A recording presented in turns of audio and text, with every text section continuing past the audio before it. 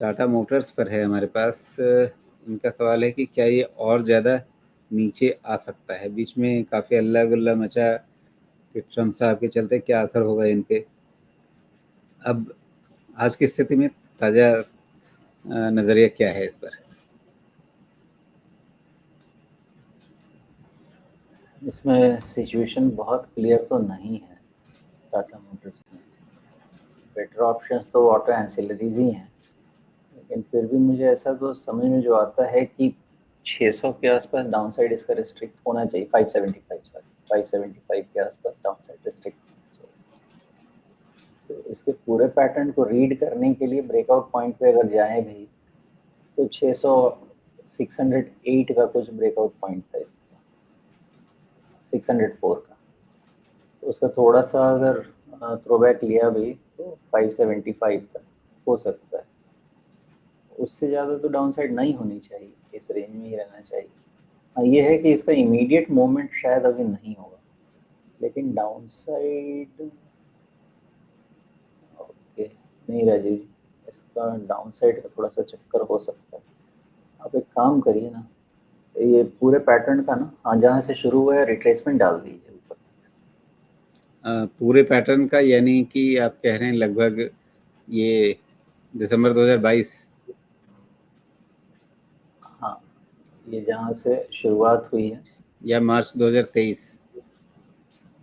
आप ले लें, हाँ, मई 2022 से जहाँ से शुरू हुआ है।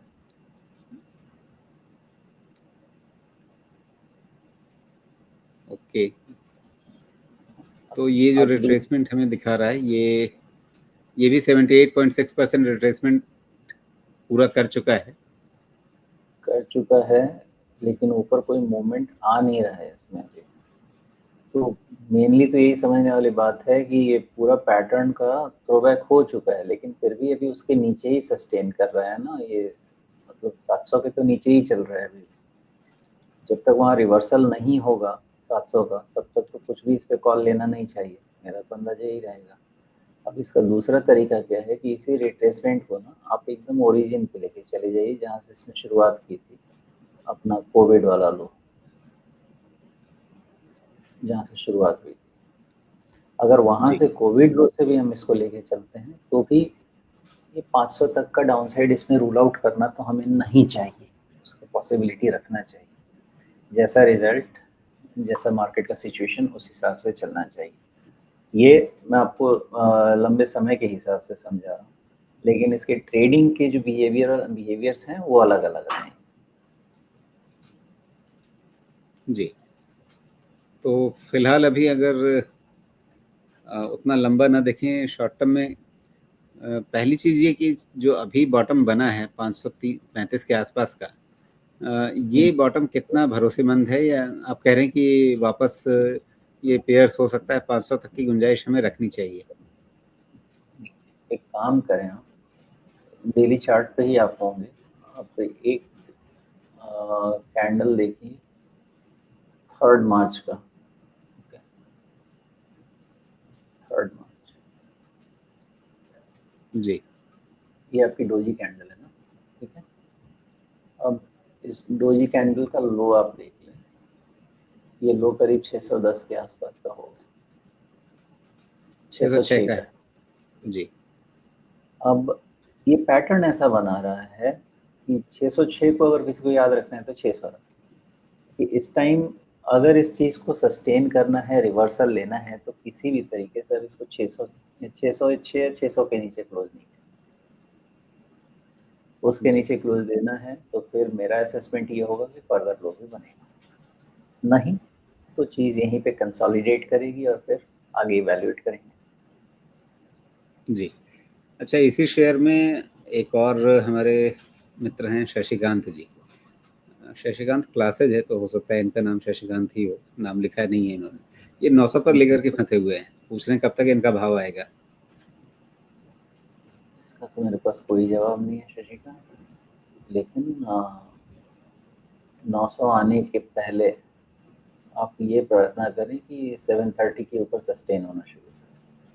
730 के ऊपर सस्टेन होना शुरू करेगा तो फिर हम नेक्स्ट डिस्कशन क्या करेंगे, फिर हम नेक्स्ट डिस्कशन ये करेंगे कि ये 850 के आसपास तक पहुंचने की कोशिश करें।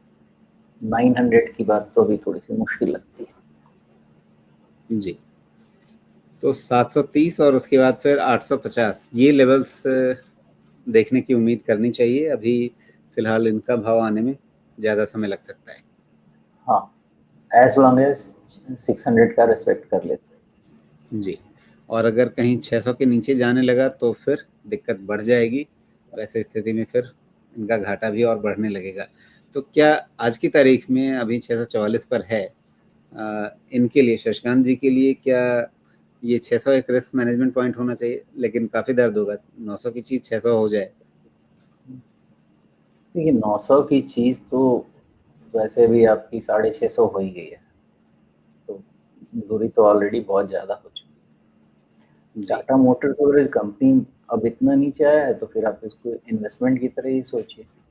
बाकी फिर भी अगर रिस्क नहीं लिया जा रहा है तो 600 के नीचे तो 10% तो नीचे जाएगा, रीटेस्ट ऑफ बॉटम तो होगा ही।